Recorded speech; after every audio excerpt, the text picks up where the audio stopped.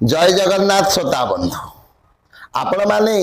जेतेबेले सकाळे शଯ୍ୟା त्याग करूचंती आपण मानंकु गोटे मंत्र कहूची प्रत्येक लोक सकाळे शଯ୍ୟା त्याग करिबा परे प्रथमे एही मंत्रटी को अनन्य 21 थर जप करंतु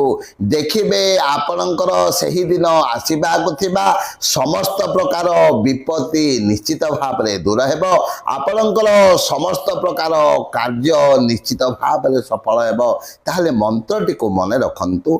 शिवम करोति कल्याणम आउ थरे मंत्रटी को कहूची शिवम करोति कल्याणम एही मंत्रटी को आपण माने जेते बेले सकाळे प्रथमे शଯ୍ୟା त्याग करिवे सेही बेड उपरे बसी प्रथमे कोन करिवे एही मंत्रटी को 21 थर उच्चारण करी आपण सेही दिनटी को आरंभ करंतु देखिबे सेही दिन आसीबा को थिबा समस्त